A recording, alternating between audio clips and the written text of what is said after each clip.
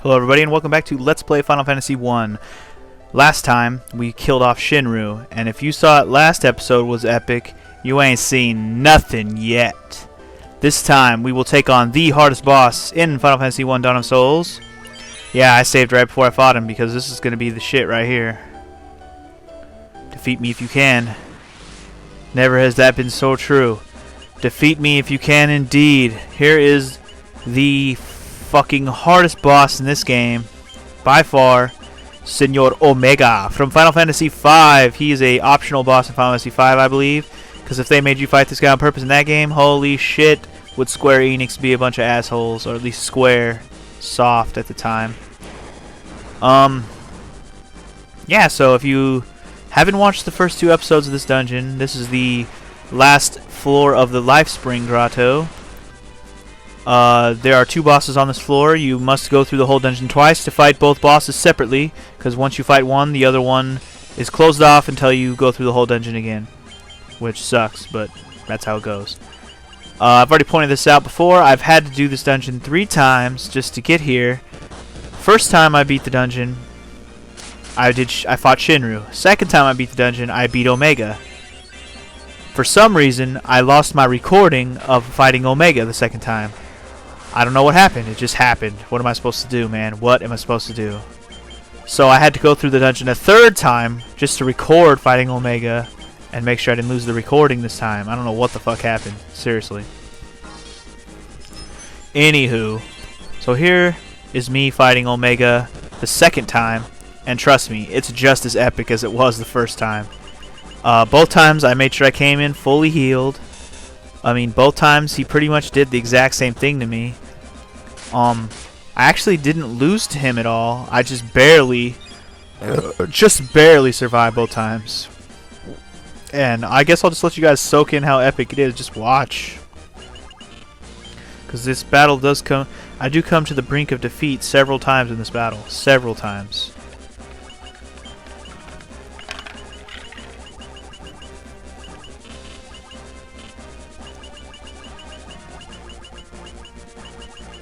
What am I doing here?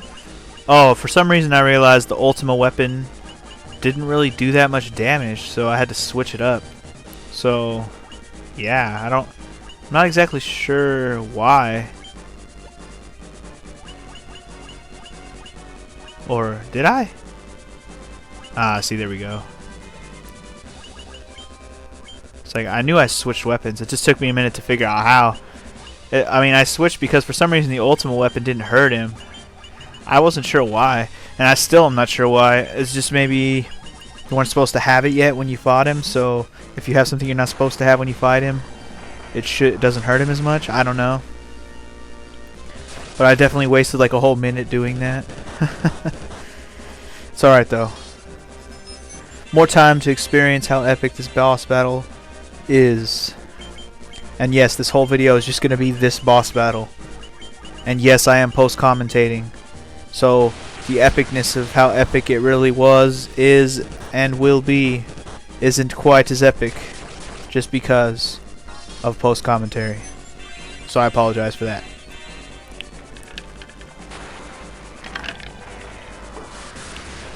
Oh yeah, that was me drinking some Pepsi. Just so you know.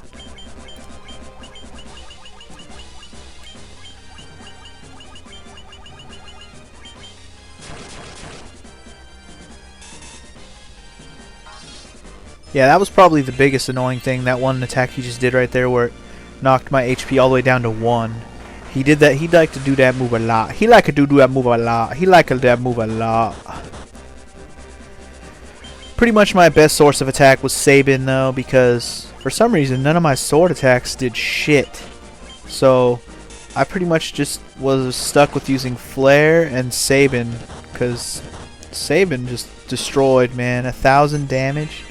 Crazy, man. You crazy, man. Sabin, you crazy, Sabin. You's the crazy motherfucker, Sabin. You's the crazy motherfucker.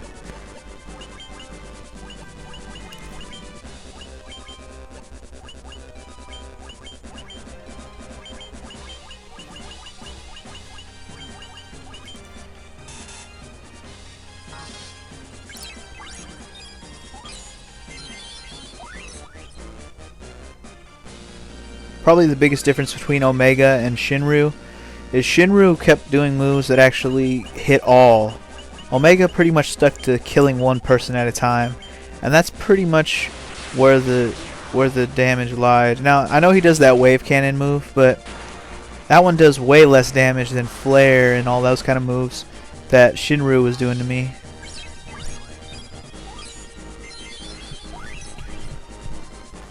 Probably the only points where the battle really gets annoying is when he'll do the move that knocks you down to 1 HP and then do wave cannon the next turn.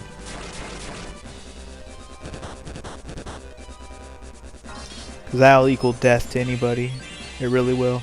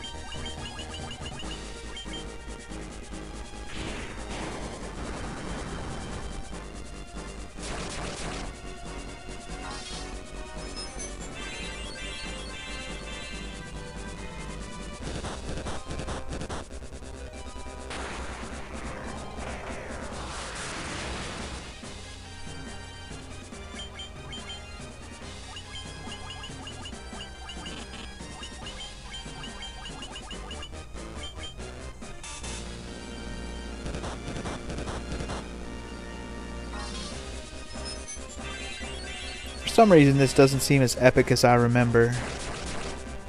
Then again, this is the second time I fought him. Maybe the first time was more epic, I just don't remember. But I was pretty sure I was pretty close to losing on this battle several times. But right now it's just looking like my strategy is working flawlessly and I'll never have a chance to lose. I don't remember it being this smooth, you know? I remember being on the brink of death way more often. Then again, in Shinryu's battle I was. In this one, it just doesn't seem like that. But I do distinctly remember that this battle being very much more annoying and harder than that one was. Huh. I know there's a reason why I remember that, so maybe the real bitchiness comes up in the last few minutes. I don't remember.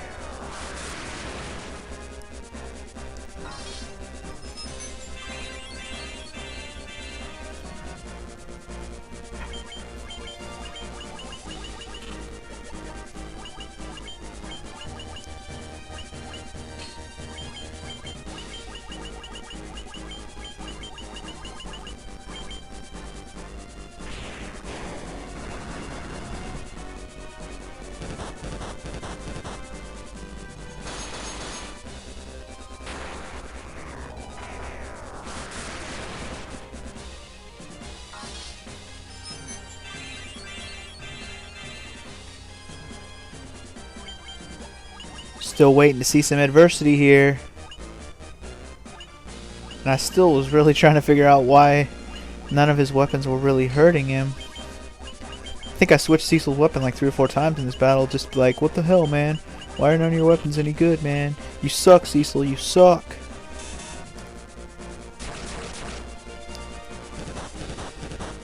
Yeah, I pretty much just should have just concluded that Cecil was almost useless in this battle.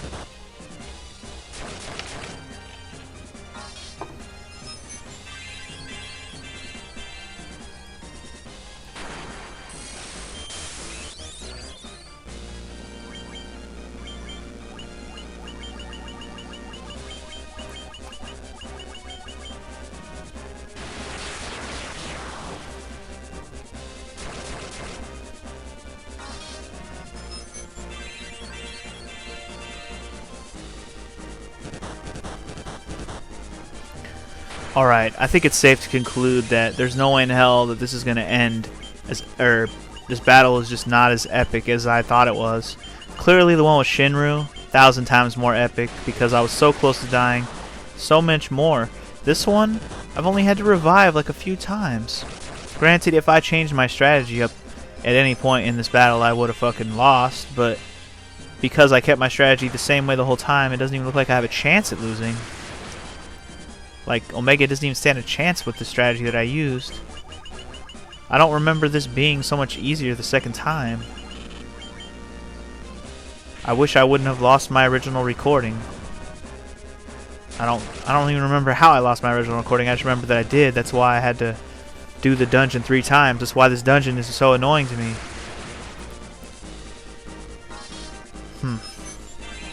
Whatever. We're almost on the brink of the end of the video now, so it can't get any more epic in 2 minutes. It just can't. It's not possible. So I apologize for false hype, because I really thought this was going to have a lot more epic almost deaths, but truly it did not. So Omega's probably going to fall here in a few more turns, sadly enough, with little to no fighting back, because he doesn't do anything else different besides what he's already been doing. So eventually he's just going to fall. Eventually, hopefully soon.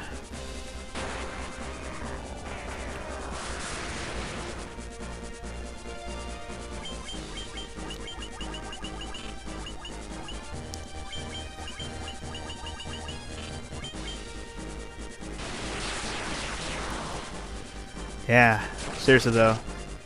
I'm just gonna point out now, I'm sorry that I'm sorry for the lack of epicness. There he goes. Omega is now dead.